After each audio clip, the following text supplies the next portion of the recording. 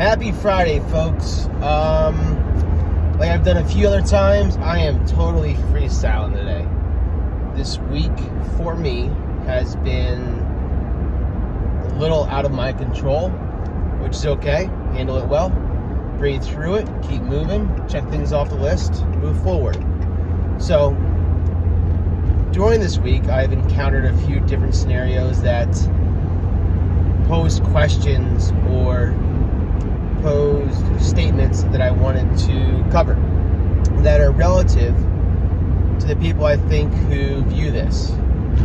So let's talk about our responsibilities as coaches and business owners and your responsibilities as consumers of the services we provide. So where this is coming from is I had a local business owner pose as a consumer or potential consumer and reach out to the gym via our website questions. To contact us, we answered, we replied.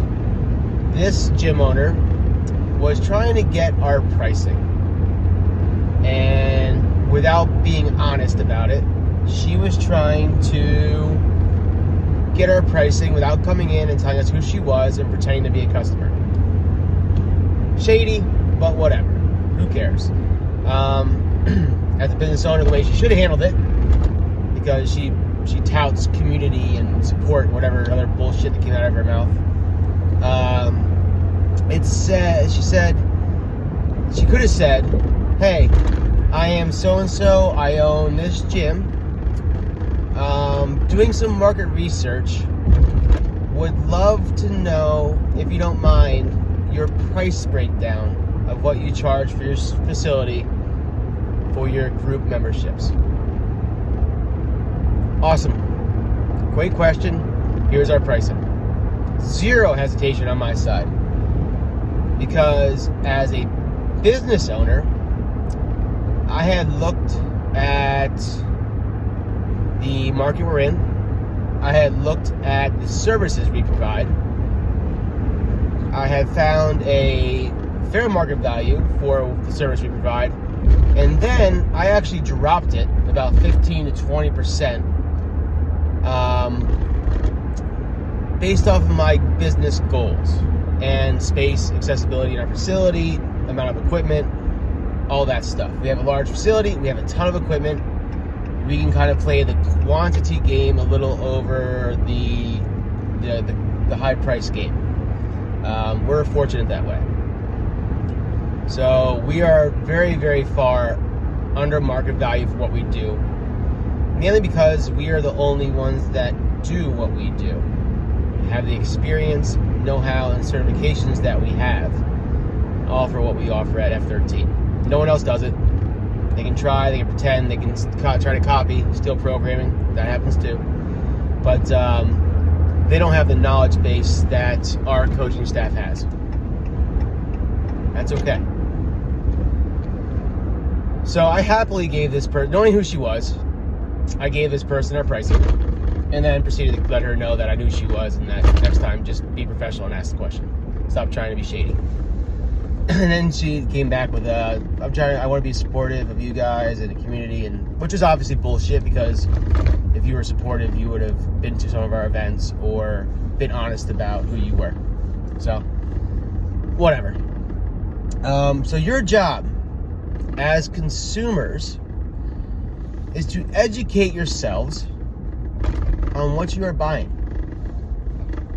Would you go to a car lot, walk on the lot with doing no previous research, with doing no test drives, just walk on, say, "That blue one right there, I'll take it," and walk off?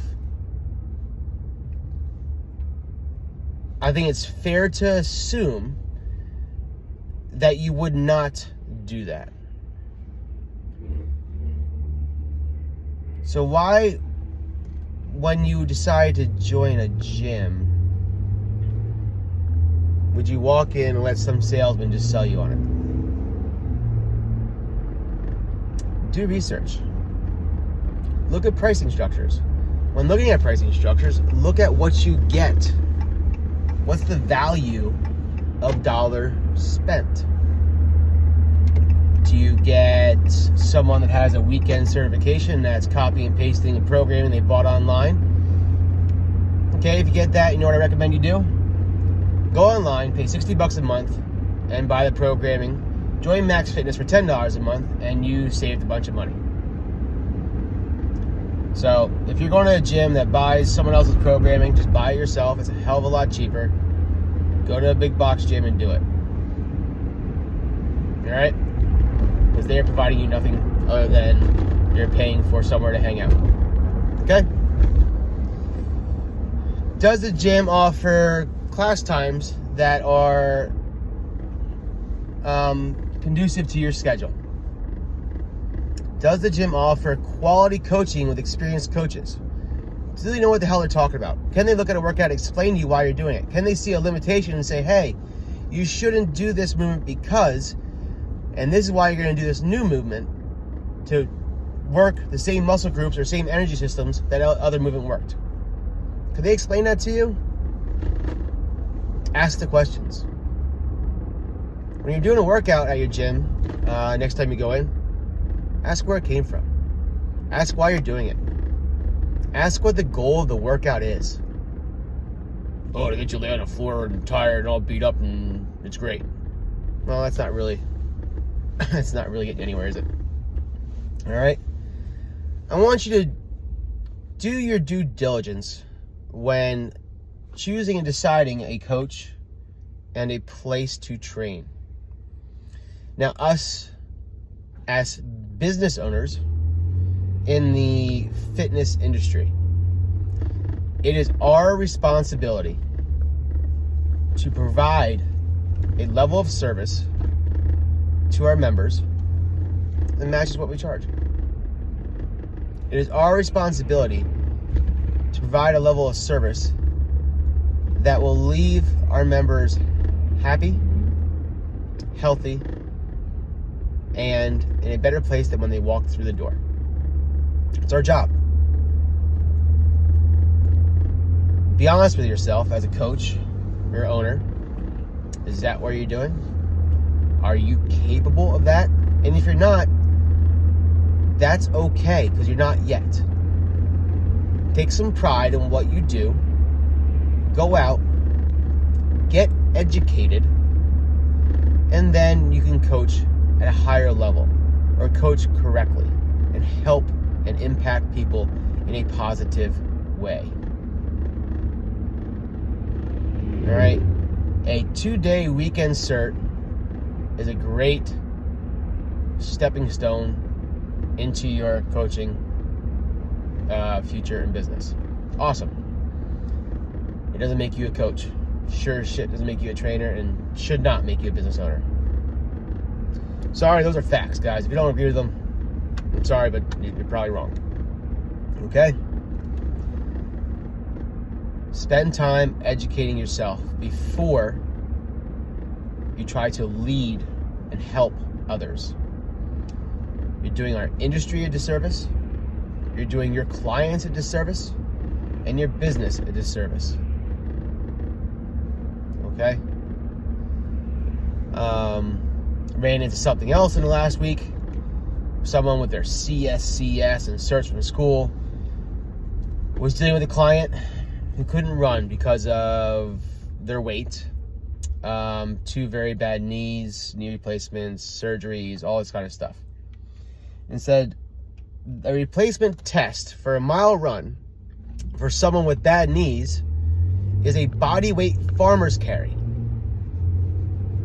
So the person's already overweight.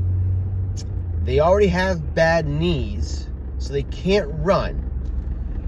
So now you're going to load the joints that are bad more than they already are and have them do the same or similar movement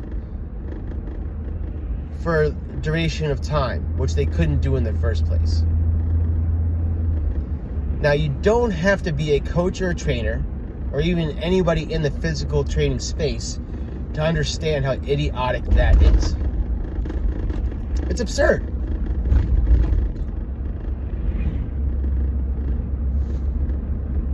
but yet this person is training people. So some quality control in our industry would be nice, but it's your job as a consumer.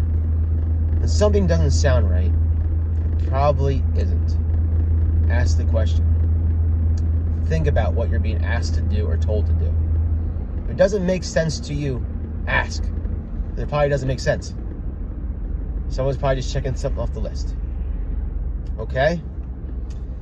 And the last topic. Individualized versus group. Both are great. Both serve a point in the fitness industry. People that are motivated by group do best in a group setting. They need the atmosphere. They need the support. That's awesome. It's great. Do it. It's group. It's not made for them, and it's made for a broad range of people that can do it. It's GPP. All right? It's awesome. It works. It will get you fitter.